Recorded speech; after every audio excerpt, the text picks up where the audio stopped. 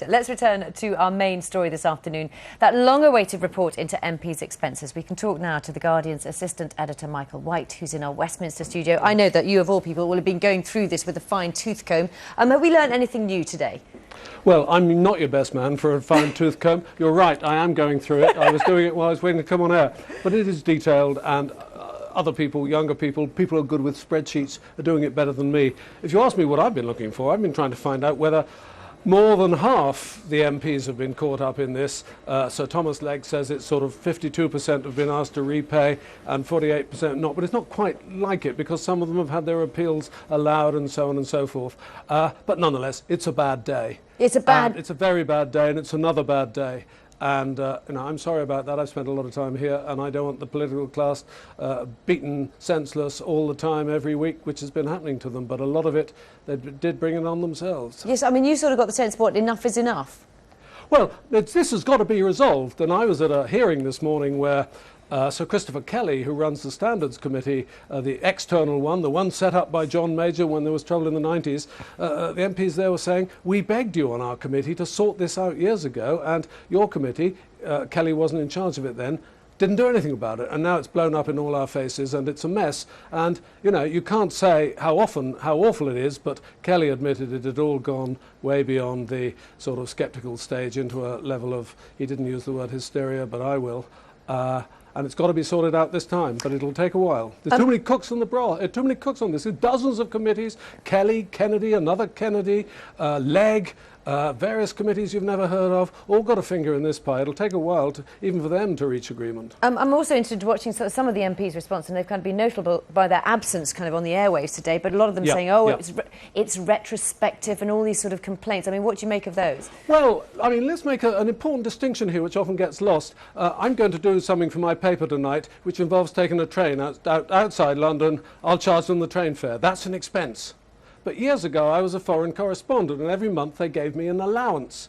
I could have spent it all on drink and lived in a tent, I suppose, but an allowance is one thing and expense is another. Now, stay with me.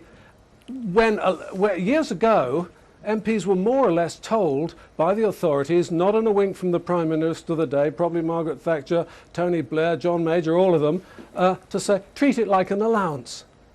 And therefore, some of them, particularly the older ones, claimed it as an allowance as of right, if you're still with me, rather than an expense for money paid out, like the train fare I'm buying tonight. And that's where a lot of the trouble arose. And they're angry because they say, this bloke Legge, ex-civil servant with a nice fat pension from the taxpayer, nobody's throwing bricks at him, he's come along and said, well, it was in the rules, but it shouldn't have been.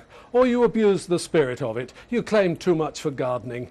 And that's where Mr. Legge, Sir Tom, is in conflict with the judge, Kennedy, Paul Kennedy, get me Kennedy's right, who's been doing the appeals because Kennedy says it's pretty rough justice, and he's allowed 44 of the 77, if I've got the figures right, appeals which he's dealt with. So, you know, they have behaved badly, but a lot of them do feel with some justice it's been pretty rough treatment, and they don't deserve all the stick they've got.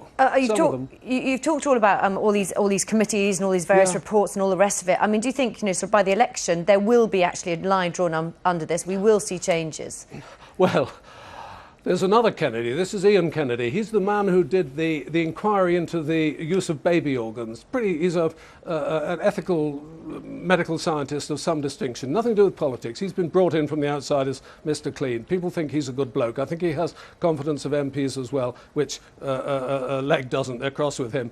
And he's got to sort out a new set of rules. He's the chairman of something called the Independent Parliamentary Standards Authority, IPSA. We're going to hear a lot of them in future, because in future MPs won't be deciding their own pay, expenses and all the allowances for their secretaries or their computers. It'll all be outside in the hands of Sir Ian Kennedy and whatever lucky chap succeeds him, or woman eventually. He's promised to produce rules in time for the new Parliament, which Bob Ainsworth said the other day will be May the 7th after the election the previous day. That's the theory, but with all these cooks with their fingers in the pie, it may not be that easy. OK, well, I hope you don't have to spend tonight in a tent at least. I shall. I'll go on until I get to the bottom of the mystery. It's awful. But details are always interesting, aren't they? Yes, Mike, do you find much need for a fine-tooth comb?